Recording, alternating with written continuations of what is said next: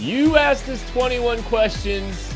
Most of them are about the Chiefs, but definitely not all this week. What's up, everybody? My name's Ken Swanson. This is 21 Questions. This is a podcast that you normally get exclusively on the KCSN Substack. We decided, with the bye week and with no game, we decided just to go ahead and maybe give you guys a look at what we do every week on the KCSN Substack. So you're going to get, all of the mailbag questions that we get from the wonderful participants on the KCSN Discord. Another fun feature of our final Substack that we got going. So we got plenty of questions to answer. Here to answer those questions are my beautiful dear pals, a very frustrated Tucker Franklin. What's good?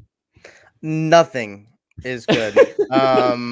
You set me up perfectly for that. And so that's just how I feel right now. I was at the Sporting KC game, so I have no emotions right now. And I was with another good pal, BJ Kissel. BJ, how are you doing? I'm doing slightly better than you, but that was a very frustrating way to end any sporting event, let alone a playoff game at home in which we were making plans for the next game that we were going to watch, which made it even more frustrating to lose to that team in that way. But other than that, I'm excited to do the 21 questions and to see our two pals in different parts of the country, including Maddie Lang. Well, guys, I'm sad that I couldn't join you guys for this soccer game because it sounded like soccer match. Sorry, soccer fans around the world. It's a match, not a game. I'm aware you guys aren't playing with chutes and ladders. That is my bad. I have no idea how this game was lost. I don't know what you guys are talking about. Can somebody briefly fill me in on how this loss went down? Tucker, I'm throwing it to you because you're the most qualified for this part. Yeah, so what happened was Sporting played not to lose, not to win, if that makes sense. So they basically sat back a whole lot, kind of allowed Salt Lake to have the front foot, and Salt Lake took advantage. They got an equalizer. I think it was like close to the 80th minute, and then in stoppage time, the first minute of 2-minute stoppage time, you're making me recant the worst moments of my life. And they found the back of the net. Yeah, listen, I'm allowed to be. Oh wait, that wasn't the right word. It's okay. I'm allowed to be dramatic because it's less than 24 hours after it happened. That's always the rule that I have. So you can be dramatic 24 hours after an event, but after that you can't be. So upset he called it recanting. Let's go ahead and get. Maddie, the good news is I plugged our podcast a lot. So our soccer podcast. It's going to get off the ground. Yeah. Listen, that's all I really need to know is like how many people got the business cards for the KCSN soccer podcast coming soon. Not as many. There were a lot of kids around us, so I couldn't really emphasize the effing, but just effing kick it. It's got a future. Still works. All right, let's get into these questions.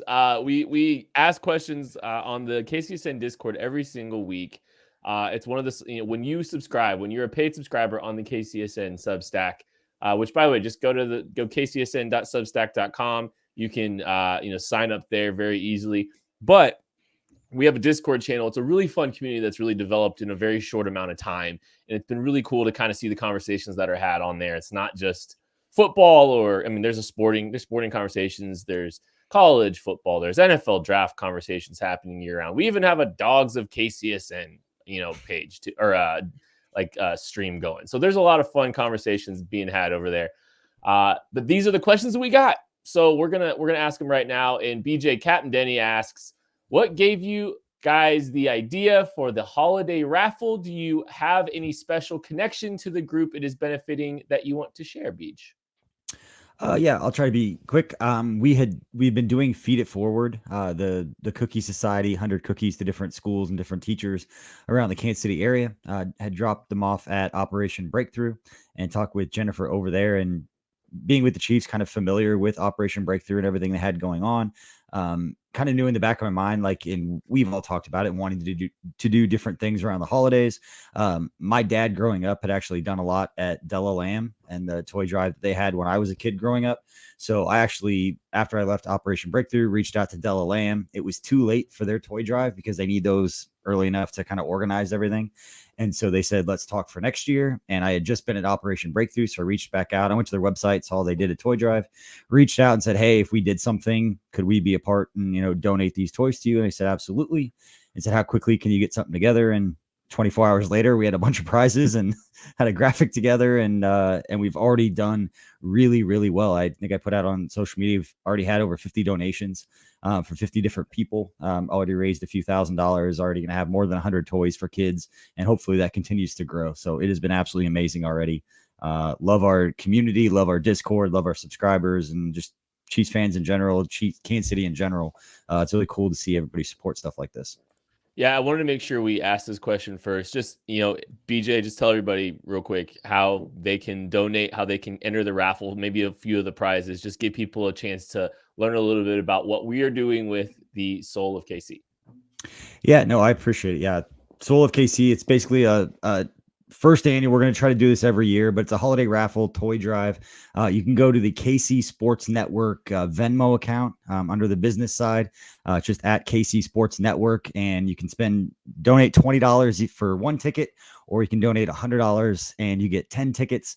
And then we will have a drawing on December 16th, which is a Thursday night. It's a Thursday night. The Chiefs play the Chargers. We're going to draw we're going to draw the winners for all the prizes that we have during that post-game show. But some of the prizes that you can win that we will draw for on that game, or on that post-game show, the Patrick Mahomes autographed mini helmet, a Chris Jones autographed jersey, 2 tickets to the Chiefs game against the Steelers with a parking pass, Creed Humphrey signed game-worn gloves, some guys' chips, Cookie Society, $100 gift cards to the Capitol Grill, to 3rd Street Social, to Q39, to Rally House, and to Holiday Distillery, 6-pack of Jackson Family Wine. I could go on and on. There's more stuff than that, but ton of stuff. And a partridge in a pear tree. Exactly. So a lot of really, really cool stuff. So you donate $20, you are buying a toy for a kid who otherwise wouldn't get one, and you're getting a chance to win that cool stuff. The drawing goes till December 8th. That's when we're going to cut it off. Transfer that money over, go buy a bunch of toys for these kids. And like I said, December 16th, we will draw the winners for all those prizes. So the more money that's donated, the more toys we can go buy for kids. When you can do the math, I think we have like 17 prizes. So, we have over 50 donations now. There's good math on a chance of winning one of those things too. So as of right now, so you might want to take advantage of that. All right, let's get into more of these questions. Maddie J, our guy, asks, if Patrick Mahomes is a Thanksgiving dish, what would he be? Ooh, okay. This is a tricky one. All right. So a Thanksgiving dish, unfortunately, the colors on the plate are a little bland. They're all kind of the same neutrally colored. There's a lot of browns, a lot of grays, a lot of whites. Even if you do sweet potatoes, it's kind of like a dullish orange color. But there's one thing that stands out above all else: the cranberry sauce. It's the only thing in a Thanksgiving dish that can't be replaced by something else. There is no substitute for the cranberry sauce. You can do ham instead of turkey. You can have sweet potatoes instead of mashed potatoes, or a baked potato instead of stuffing. You can use cornbread, whatever it may be. There's one thing on your Thanksgiving plate that does not have a substitute: the cranberry sauce. Patrick Mahomes is the cranberry sauce. He's the fun, he's the excitement, and the unreplaceable piece of the dish. That's a good train of thought there. And I think that there's like 2 schools of thought here of, the main event, and I try not to overthink this too much. I try not to go to bed every night thinking what Thanksgiving dish Patrick Mahomes would be, but it just happens. You don't? And I think to simply put, Thanksgiving is centered around the turkey, and I think Patrick Mahomes has to be the turkey because that's the star of the show, and he's just the star. Maybe that's too I think that's the tier 1 answer. Maddie answered a little bit. This isn't entirely a side dish, but it's on the Thanksgiving table specifically for your kids. He's the ketchup because he loves ketchup. There you go. All right, BJ, what do you got? I don't know, but it's not ketchup and it's not cranberry sauce. Just because not everybody likes cranberry sauce, but everybody likes the greatest quarterback to ever play the game based on the start we've seen to the career. So I don't know what the answer is. I don't think it's cranberry sauce, and turkey seems too generic. And Mashed potatoes. Thanks. It's whatever the best item is to that particular person. It changes. You said you didn't want a Maddie answer it. Listen to this nonsense. All I know is it's not ketchup, for crying out loud. It's not cranberry sauce. I've eaten cranberry sauce my entire life on Thanksgiving. I'm sorry. All right. Anti-law lawyer asks, how much money would you be willing to offer Byron Pringle to stick around after this year? I think he's a number 4 wide receiver, but a very good one. I could really see the Chiefs continuing to play Byron Pringle similar to how they're playing DeMarcus Robinson on these 1 year, vet minimum type deals where he's getting $1 million or $2 million. Nothing too outlandish. I don't know what the market's really going to look like for him outside of that. Maybe he's able to go on somewhere else and get a little bit of money, but I think that $2 million range that DeMarcus Robinson's sitting at, that's probably a fair range for where he's going to wind up, I think. All right, the big institution's biggest fan. Do we, dare I say, have a good defense again, he asks, BJ? Yeah, I thought we always had a pretty good defense, but if everybody's going to judge on what's happened over the last 4 games, all of a sudden we're the best in the world, and we're going to have a couple bad games, and everyone's back to cut everybody. We're just going to stay right in the middle and say, if we stay healthy and Chris Jones plays the way that he has lately, and Melvin Ingram continues to make the impact that he has, and they don't overdo it early for him and kind of, again, get that ascent to where they're playing the top football towards the end of the year. I think they're going to be a pretty good defense. I'm going to say that right now. And some people are saying they're the best in the league because no one else has ever allowed, more than or less than 20 points in 4 straight games. Like, just let them go out there. They're going to have a game where they don't play real well and everyone's going to freak out. So, but in general, I think they're pretty good. And as long as they stay healthy, I think they could be a reason that we go out there and we make a run in the playoffs. We need those guys to play well.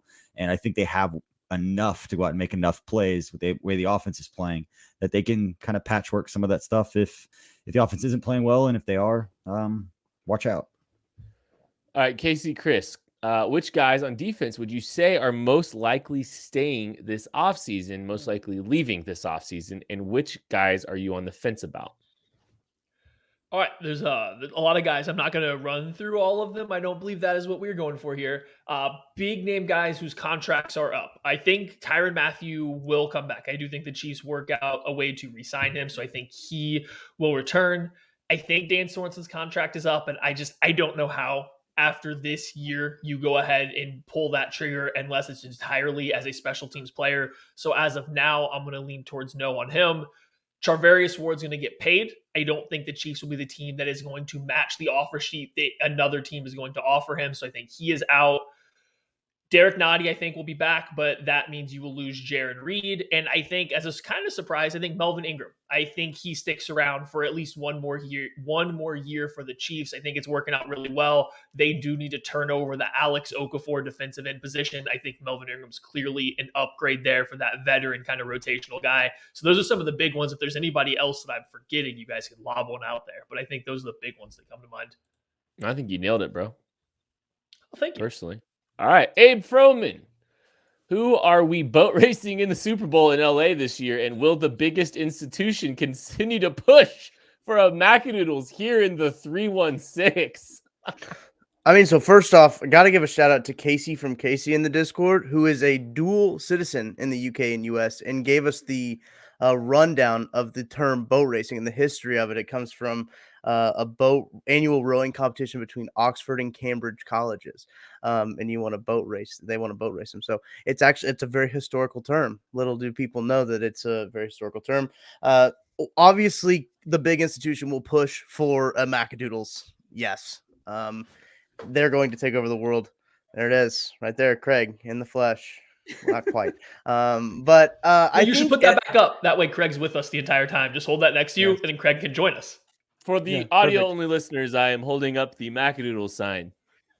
It's a good visual gag on an audio medium. But I think it's got to be Tom Brady, right? It's got to be the Bucks just to kind of get that taste out of our mouth. I was kind of thinking about this one before, and other teams is like doesn't seem as good as like beating up on Tom Brady would be like really satisfying. All right, Steve Eduardo asks, do you think Andy's playing not to lose mentality had a role in the offensive struggles yesterday, or specifically in the second half? And obviously this was asked shortly after the Cowboys game. He says, I sometimes wonder if Mahomes is being restricted when the team has a 2-score lead, which then leads to inconsistency throughout the offense. So there's a very common saying with NFL coaches, and it's not just Andy, it's everybody. It's you want to show as little as you can, offensively, defensively, while still winning. So there is a line that everyone is trying to balance. They are trying to keep and maintain stuff and hold it in the chamber for big moments, for big games, for the playoffs, for the games that matter the most. There's a desire to, hold some stuff back. I don't know if that's entirely what's going on here. I think there might have been a little bit of that, but I don't think in its entirety. With regard to the Cowboys, I think there's some execution stuff. There's some just basic execution stuff, and I think you can very easily explain away, a lot of points that were lost in that game, to add a little bit, to make that all look a little bit better than it did. But I do think there was a hint of Andy knew that game was in pretty good control up 2 scores, and maybe they kind of unload a little bit more if they are a little bit more threatened than they were. But I think this offense is still just struggling to find itself a little bit right now. Clayton F. I think I saw Nick Bolton out there in the nickel package. I don't remember him getting killed in coverage. Did he look better or did I miss it? The Chiefs still do play Nick Bolton in the nickel from time to time. The issue is since Anthony Hitchens and Willie Gay have both been back, those 2 guys are just getting far more snaps in coverage than Nick Bolton is. So I still think he only had about 10 snaps in coverage.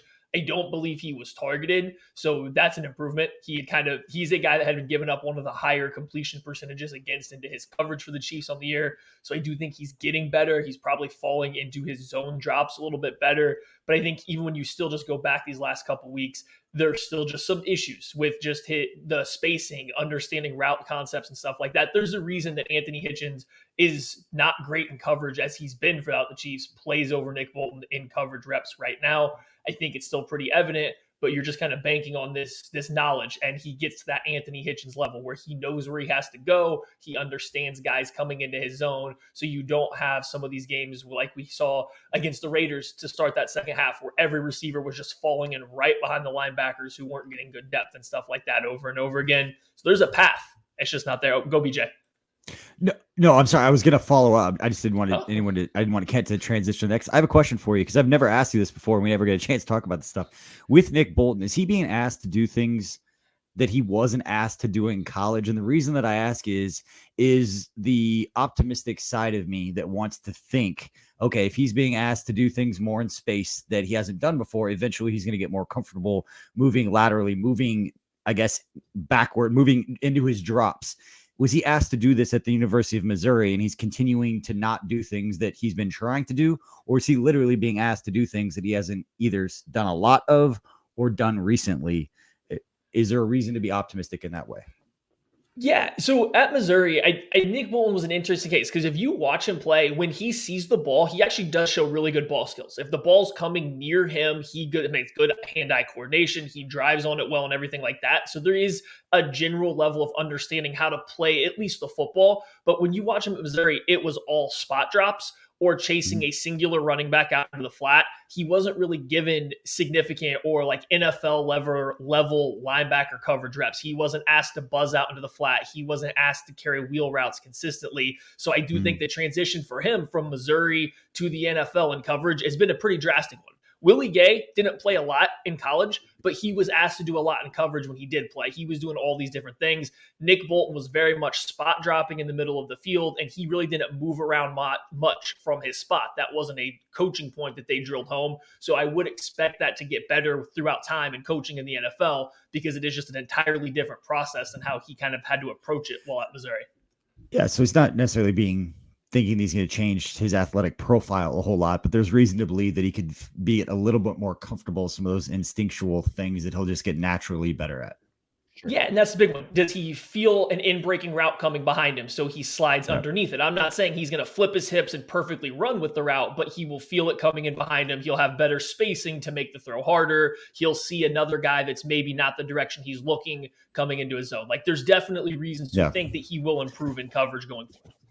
The equivalent of that would be like a cornerback who never turns his head in college just because he doesn't know how or he's not comfortable doing that, isn't all of a sudden getting it to the NFL and just learns a technique that he never showed that he could do in college just because they weren't asked to. So that's where I was thinking. Good follow, Beach.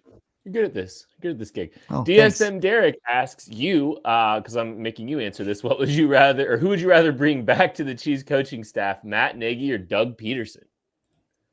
Oh, I should have looked at these. Man, see that one. Actually, I think I did. I like both those guys. See, I'll give you a little behind the scenes. So when I was with the Chiefs, I used to on Thursdays when the coordinators would speak, I would always ask the coaches, like I'd stay, they do their media and they'd walk off to the side. They'd always have a couple of minutes where it's always Therese and I were asking like the nerdy football stuff. But I would ask them like more pointed questions because I was trying to learn like what am I seeing, and they knew I wasn't like trying to give away then everything that they just told me because that's horrible for me. That's how I lose my job. So I would just try to learn the game, and both those guys were awesome in like explaining things where I would ask a very simple question that I would feel like I'm comfortable asking you guys, like a basic football question, like, I do. And I would do that to those guys, and they never made me feel weird. They never made me feel less than or stupid for like, how did you get this job? You don't even know what like, it was never that kind of experience. So both those guys were really, really good to me in that kind of way. That said, I would believe that there'd be a better chance that Matt Nagy would come back. He has a relationship. He had been around Patrick Mahomes. And I know that they had some sort of a relationship, and anybody that would come back should get a head coaching job, and they want to bring a coordinator back. And for whatever reason, it's not Kafka, because I think he's kind of waiting for that. But if it was to bring somebody back in some kind of role, I can see there being a place for Matt Nagy on this staff beyond just the relationship he has with Andy Reid. I think most people will at least remember when it's brought up that Brett Veach and Matt Nagy are very, very close, going to college together, and their families are close and all that with Stacy and everybody. So it wouldn't surprise me at all if Nagy had the opportunity to come back to Kansas City should something happen. I know there's a lot of reports, but I'd like to see Nagy back. That'd be awesome. And I love Doug, but I can see Nagy back. I think that would be the betting favorite for me. Zach Seminarax, what is the single most fought after leftover at each of your respective families' Thanksgiving? This is a good question. For me, the Franklin family has this macaroni and cheese with corn in it. We call it mac and corn. I don't know if any of you guys, it's not what you're thinking of, like boxed macaroni and cheese and canned corn. That's like not it. It's like a baked macaroni and cheese, and it has corn in it. It's delicious. It's the sweetness of the corn with the crunch and the creaminess of the mac and cheese. Got to give it a try one time. And it is heavily fought over at our house. And it's the first thing gone. If it makes it to the second day, it doesn't. That's just how it goes. Kent's losing it. Okay, Kent, the guy who smashes an almond joy. Yeah, the guy who smashes an almond joy and a peanut butter cup together. BJ, what did you say when you tried that? They're good, but I also don't go to Q39 and get a chicken sandwich. So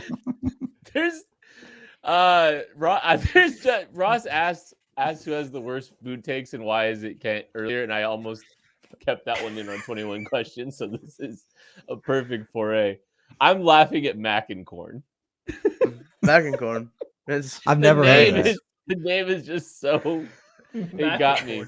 I'm sorry. BJ, what's the leftover at your house? Oh, Rhodes rolls.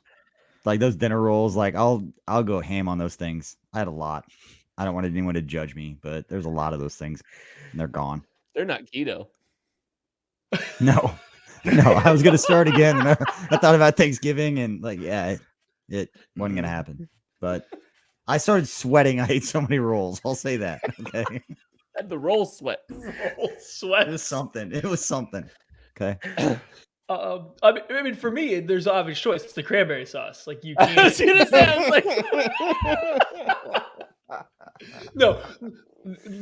no lie. We went to the store and probably bought about 7 pounds of of cranberries just to freeze so that we can have them throughout the year. Like real cranberries. I don't mean like canned sauce, but like just have cranberries around for pies or for fillings and stuff. So, yeah, cranberries are great, but there's no fighting over the cranberry sauce because, like I said, we have like 7 pounds of them.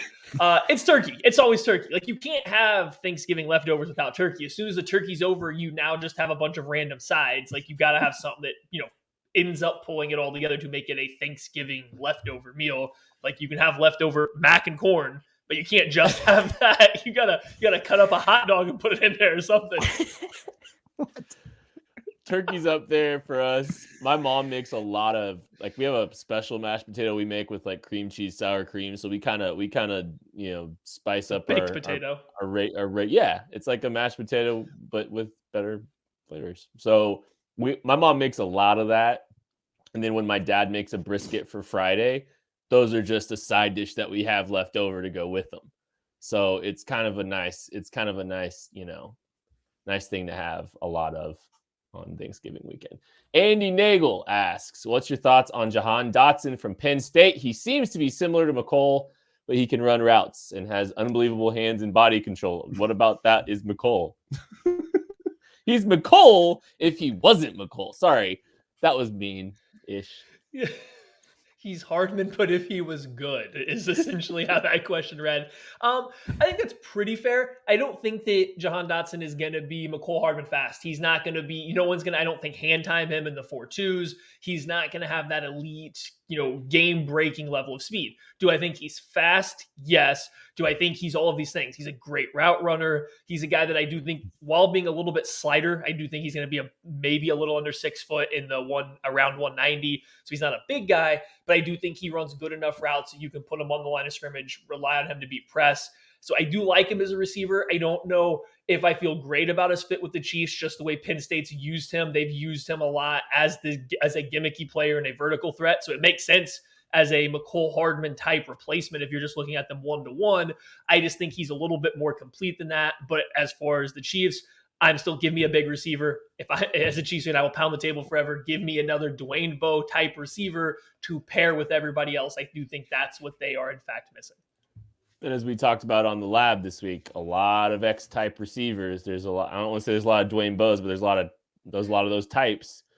Ross Sawyer, who is more likely to be back next year, Eric Bieniemy or Steve Spagnuolo? I feel like this is a trick question. I feel like if you think about this one too long, you might say the wrong answer.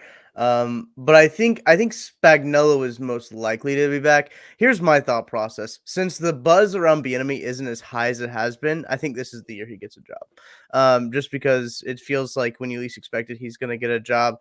And it might be this situation too. If Cliff Kingsbury leaves Arizona and he ends up going to OU, like the reports say, and there's going to be a whole lot of stuff going on with coaching in the coaching ranks, and that could be a good spot for Bieniemy to land. So I think that there is one of those situations there. And I think kind of when you're asking this question, it's like, is Spagnuolo going to be fired or is Bieniemy going to get a head coaching job is essentially what this question is saying. But I think Spagnuolo's not going anywhere. So I'm going to say Spags. Can I give a hot take that I am in no way, shape, or form rooting for? And please know when I say this that I am rooting for Eric Bieniemy in all way, shape, or form and believe he deserves an opportunity to be a head coach. This is just how I feel about like the state of where we're at with all this situation. I think Doug Peterson's getting another NFL head coaching job before Eric Bieniemy does. So I think Doug's gonna be very much part of this cycle, this next cycle, and he's gonna wind up getting a gig, being hired before Eric Bieniemy is. So but a semi follow-up to all this. Give me your best guess to where Eric Bieniemy is coaching and what his role is next year. We'll just start with Tucker and work our way around. Are you still going with the Cardinals, or do you have a no? I think I want to stick with the Cardinals as a head coach. I think that's a fun one. I'd like to see him at the helm of that Cardinals team. Do you think Cliff's getting Doug fired? Peterson's offensive coordinator? Yeah, he might be. Like Cliff's going to OU. Duh. I don't think that's happening, but give me. I think I don't know. I think he might. I don't know. This is gonna be such a fascinating one. I don't know. Like, does Eric Bieniemy come back and stay in Kansas City as the offensive coordinator if he doesn't get a job this cycle? Like, that's how long can they keep Mike Kafka from being an offensive coordinator? So Kafka's starting to get the national shine too. Like, people that are now writing the articles of the up and coming guys are now putting Kafka's name right there at the top. Like, he's no longer buried as an honorable mention with no text. They've pushed it off long enough. I hope Mike Kafka's agent's Bob Lamont. I'm just gonna throw that out there because at least this stuff won't get leaked a whole bunch. He's got the same clients. I'm going to go with Ole Miss. I think Bieniemy ends up at Ole Miss, head coach at Ole Miss after Lane Kiffin leaves for LSU or Miami. Okay, that's where I'm going with it. College. He's going to be college. I think it's going to be college. I think it is too, and it sucks. Yeah. I feel bad for EB that he's not getting this chance. The Bears. He should go to the Bears. They have a good reputation with the Andy coaching tree. I've got a hot take. I just hope he gets paid. I don't care what level it's at, because at some point, for sure, you go to high level college, you're getting as much as you get at the NFL. It's just a different kind of pain. You're dealing with recruiting and NIL and playing in that space where it's all recruiting. it's all selling the program and selling yourself and selling the opportunity for those kids. Whereas NFL, it's managing egos and managing this and that, getting the quarterback right. So All right. I just hope he gets paid. Yeah, for sure. K. Gumminger, pick one. NFL on Thanksgiving or NBA on Christmas? NFL on Thanksgiving because football. That's why. Same. I'll watch bad football all day and I'll complain about it. Like, this is awful as I sit there and watch it. Like, it's going to happen. For me, I don't mind watching good NBA. The problem is regular season NBA basketball isn't good basketball. It's people not caring most of the time. It's just nonstop, ISOs 1-on-1 to see who can score the most points. It's just not fun. You can even put the best teams that you want on Christmas to try to entertain people, and it still rarely works. Football to me is significantly more exciting, even when it's the Lions, who now I maintain the Lions should be relegated to playing Wednesday night while everyone's traveling. Like, just move that on Thanksgiving. Whoever the Lions play can just go get their free win on Wednesday nights while everyone travels. But I mean, still, give me football over any basketball that's not like Game 7 of the NBA Finals. NFL Thanksgiving is not even close, and I'm upset that there was takes flying around there that NBA on Christmas is arguable because it's one of 81 regular season games. Like, this is like the NFL, there's 17 weeks in the season, 18 weeks in the season. You don't get very many opportunities here. And like if you are a fantasy football player, even in the slightest, if you have a league with your buddies, there's a level of competition to you that has vested interest in the games very likely on Thursday, at least one of them. So, I mean, I don't even think it's close. I'm sorry. I don't think you could put 3 really good, 4 or 5 really good NBA, regular season games on the slate. It doesn't matter. A. Harney, 1020. Now that it is clear that the Josh Gordon experiment has been a failure. Wow, that's very strong. Do you think that they look for a wide receiver 2 in the draft, free agency, or count on improvement of Byron Pringle? Well, Byron Pringle, like we said, is not even under contract next year. I don't care if they bring Byron Pringle back and Josh Gordon back, and both of them have decent seasons the rest of the year. The Chiefs will be looking at a wide receiver in some capacity early in the draft next year. I just don't think there's any way that they don't start continuing to add long-term assets at that position. They need youthful pass catchers. They need a young guy to come in and be another viable option, and they need an early draft guy or free agency for sure. Did you have something, Beej? You look like you wanted to say something there. It was a strong word. It just depends what your expectations of Josh Gordon were coming to the team. Yeah, I don't think it's been a failure yet, personally. Robbie C. Considering the quality chasm, is it chasm or chasm? The latter. I think it's chasm. I think it's chasm. Considering the quality chasm of defensive play from the first month of the season to now, how concerned should we be about depth? Are we only one injury away from a sizable regression? I think that's a great question. A fun off-season storyline for the Chiefs was that this was the deepest team that they have ever had. And whether you want to think this is the best team that Andy Reid's ever had for the Chiefs or not, or the deepest or whatever, the fact of the matter was a lot of the same guys that were your depth players the past 3 to 4 years were still the same depth players that were here now. Yes, there's been turnover at plenty of positions. This is offensively and defensively, but a lot of the same guys that got fans ire, fans disapproved of these certain backups are still the backups now. You're still dealing with the same questions. So yeah, I do think that you have to be concerned a little bit with the depth and that you still have kind of the same cast of guys playing the backup role at corner, at safety, at linebacker that's been there that you have not been happy with in the past. As far as being one injury away, I mean, if you lose Chris Jones, yes, losing the best defensive player on your team is going to hurt any team in the NFL. I don't know if that's going to immediately make them bad, but it's going to hurt. I mean, if you lose one of the linebackers, knock on wood that it doesn't happen, but you can, suffer an injury to just about anybody but Chris Jones or Tyrann Mathieu, and I don't think you're going to take a huge step back. They'll be able to find ways to cover it up. I think those two guys go down. It's just going to be difficult, and I mean, it makes sense. That's where all your money, that's where your defense funnels through. All right. Casey from Casey asks a great question. What was the dessert of choice on Thursday? I always go with the pumpkin pie, tried and true classic. Can't go wrong. Add the whipped cream over the whole slice. Is it pumpkin pie corn? No. I'm sorry. You can't knock family recipes, Ken. No, it's the Yeah. name. It was just the name. Anyways, It'd continue. have been pumpkin corn, by the way. But you got to go the whipped cream all over the top. That's what I went with. But we had a pecan pie left over, and I've been eating a lot of pecan pie. Ooh. Mm-hmm. BJ? I would go with the pumpkin pie, same as Tucker. Just lather that thing up with a bunch of whipped cream. Call it good. I always start off Thanksgiving Day, always have breakfast, piece of pumpkin pie. Like last 15 years. Pumpkin pie for breakfast. Can't beat it.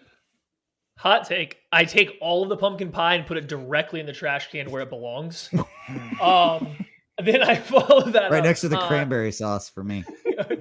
Okay. Yeah, it's eggnog with a fair amount of bourbon added to it. It's the dessert of choice for Thanksgiving. I don't really need the dessert. Like, I'm pretty full after the meal, and when I get hungry again, I'll just go make a Thanksgiving sandwich. So I skip dessert most times unless there's a cheesecake. Like, I'm a sucker for any cheesecake ever. But if there's no cheesecake, I'm out, and we're just going straight to eggnog and bourbon. And it's fun fact about Maddie's Thanksgiving dinner or Thanksgiving dessert. It's like a 3-month thing for him. It ends mid January. That's the end of nog season. Nog season. He's got a name for it. So my mom normally makes this really nice cheesecake with like this thick chocolate ganache. She did it this year, and I had to settle for her otherworldly Italian cream cake, which is extremely good. I was not too disappointed. You got to fix that next year. I mean, you got to have the cheesecake. Normally we do. And I'm not gonna lie, I was a little bit disappointed, but my mom worked so hard on that meal. It's like, I'm not gonna complain about her deviating away from the dessert because she's only one woman. And she is a wonderful teacher. So is that our last food question? I haven't I think read so. them all. Okay, I'm gonna ask, will you bring mac and corn to next year's Thanksgiving meal? Yeah. Yeah, of course. No, not you, Tuck. I want to ask Kent. I'm asking Kent if he will take that to his family's Thanksgiving meal as like a, hey, look what I brought to add to our family's dinner. I'm willing to try this. I am not opposed to trying it at all. I think Can you make some and bring it to Vegas in January? Yeah. I'll make a pan. I'll make it in Vegas. So what? Dude, on the spot. We're going to Vegas, by the way, for the Shrine Bowl. I don't know if we told anybody that. So It's not a secret. We've talked about that before. Oh, have we? Okay. Bruce in the Fort. Bruce in the Fort asks, Derek Nottie coming on the last few weeks. Are we going to have to re-sign him now, right? I am a big fan of Derek Nottie, and it might. I just think he's just a really fun guy to be around. I just see, pictures of him on his jet skis. That looks awesome. So sometimes I let these personal opinions get in the way of like, man, that guy looks awesome. Yeah, we should re-sign him. But no, he's a pretty decent football player. Like, he's been playing really well. So yeah, I like Derek Nottie in the middle. Maddie's more the guy if you got to ask about these kind of big guys in the middle. I guess he didn't want to answer that question then, since he just kind of dipped out. I was going to toss it to him, but yeah, I think that we should re-sign him because he looks like a good time. What a detailed answer there. He looks fun. If you're gonna pay him as a rotational defensive lineman, then yes. Right, you don't pay him more than he's worth. I think you pay what he's worth, but yeah, keep him around. He's a good locker room guy. I'm interested to see what he's worth. Andy Nagel asks, what happens to the Chiefs in the offseason if they play like they have for the rest of or for the last few weeks? What happens with Frank Clark and Anthony Hitchens? That for me? Yeah. Mm-hmm. I don't think it changes anything. I don't think there's any way that those guys could play that would change what's going to happen this offseason. I don't think that changes. I think we're all on the same page. And the second that deal was signed by Frank Clark, it was a 3-year deal. And unless Frank Clark came out and was, vying for Defensive Player of the Year, which he hasn't been, you can't warrant that contract. And same thing with Anthony Hitchens. The guy that was drafted to replace him was a high pick was used, and he's doing pretty good tackling and figuring out his way through it. But Anthony Hitchens turns 30 next year. It's $12 million against the cap, and you could save $8 million. and his backup has been playing pretty well, or the future starter at that same spot has been playing pretty well. So I'm not sure there's anything either one of those guys can do at this point, no matter how well they play, that's going to change what happens this offseason. Now, if they want to extend and pull like the Sammy Watkins did the last year and figure out a way to stay back here a year, I think there's value of having both of those guys in that locker room. It's not about them as people or anything like that. But when it comes to value in the business of football, you got to do what makes sense. And I don't think anyone's going to be surprised inside that locker room if both those guys are playing in different uniforms next year, just because it's the business of football. Yep.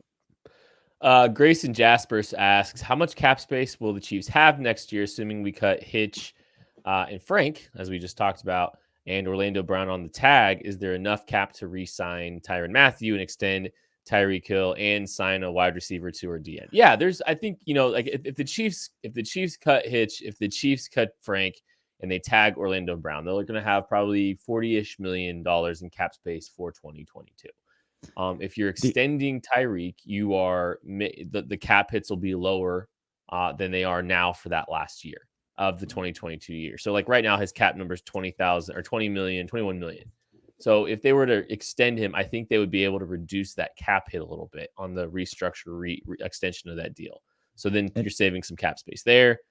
Tyrann, if you're signing him to a 3-year deal, year 1 cap hit's going to be low. So, there's some flexibility for this year. You're kicking the can down the road of some of these bigger cap years potentially and all that stuff. But there's ability to do all those things that you just mentioned, still have room to sign a wide receiver 2 to a long-term deal. And even if you wanted to go on 1-year deals at defensive end for a couple guys, you could do it too. Did you have something, Beach? Yeah, it's just I think we've seen that you can do a lot with the cap. That Brant Tillis and Chris Shea and guys around the NFL, you can manipulate the cap in a lot of different ways. The one thing they can't manipulate when you talk about a deal for Tyrann and a deal for Tyreek and whatever Patrick Mahomes' contract looks like, it's not a cap thing. It's a cash spending thing. That's where the real parameters are put on organizations of how much cash can they spend. We saw that years ago with the Khalil Mack deal. Khalil Mack had to get traded from the Raiders because they didn't have enough cash to pay a signing bonus to him.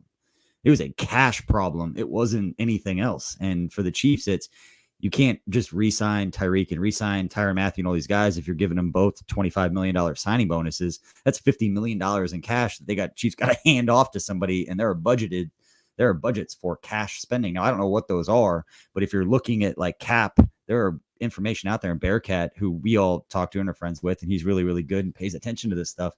I always ask him whenever we're DMing or messaging, he's like, what's the cash spending? That's the only thing that matters. So when you're looking at those things, never the cap, start seeing like what these signing bonuses look like, and when they defer cash bonuses and things like that, that's where it's really starting to make an effect on what you can or can't do.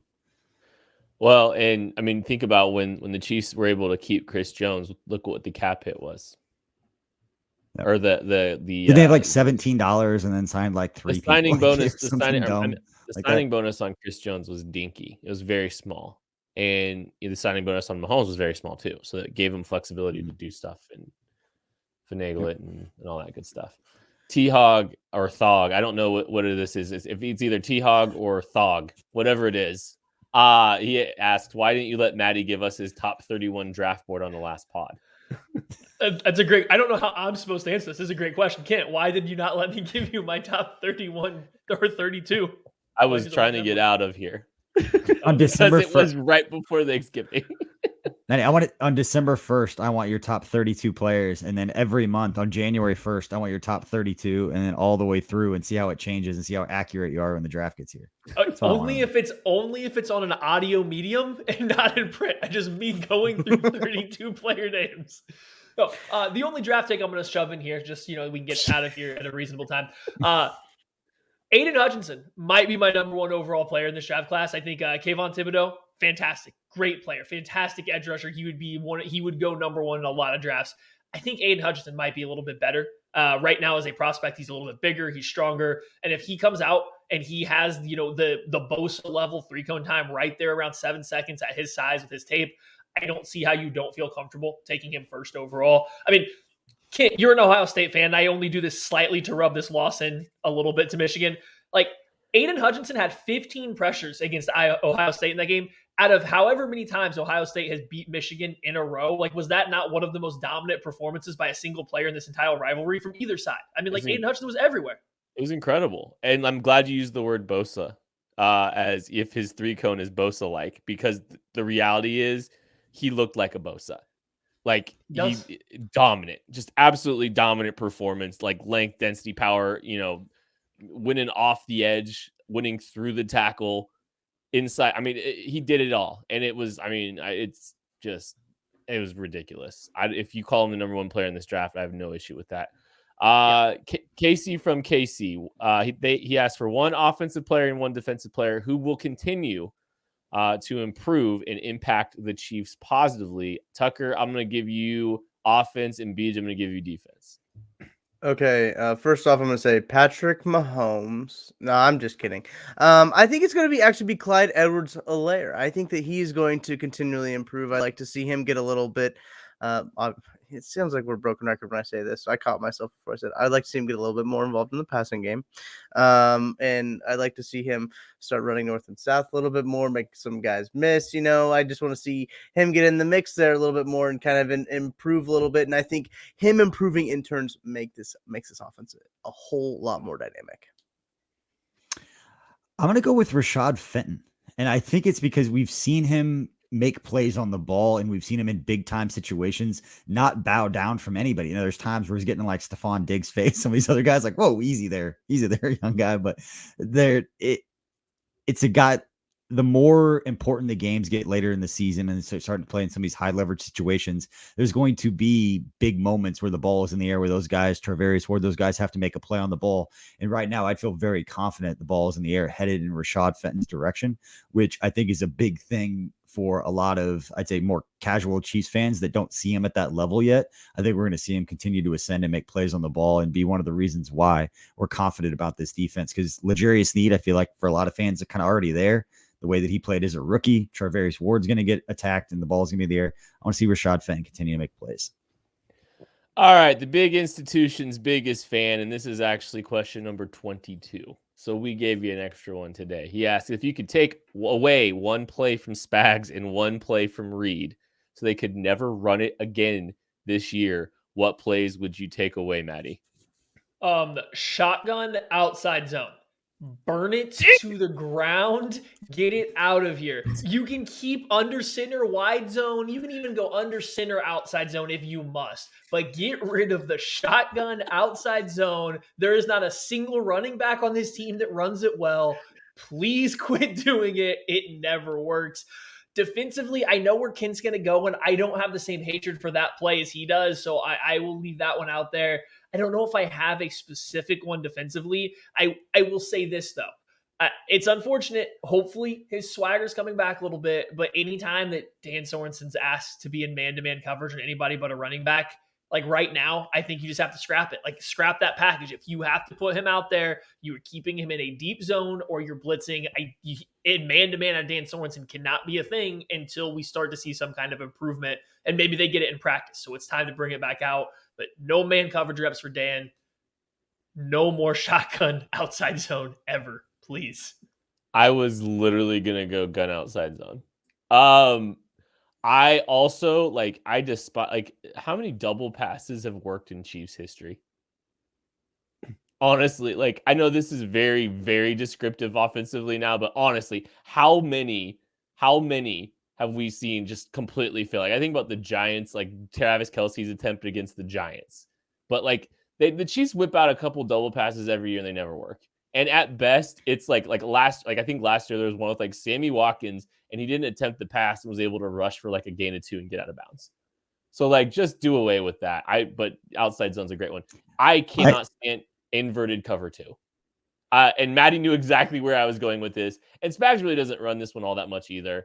The rotating cover 2 that he runs, the spot drop, slot drop cover 2, that I think is how Craig coined it, is the best way to kind of do the same thing that you're trying to accomplish with inverted 2. If you don't know what inverted 2 it is, it's the safeties buzzing down and the cornerbacks playing too deep. They rotate at the snap.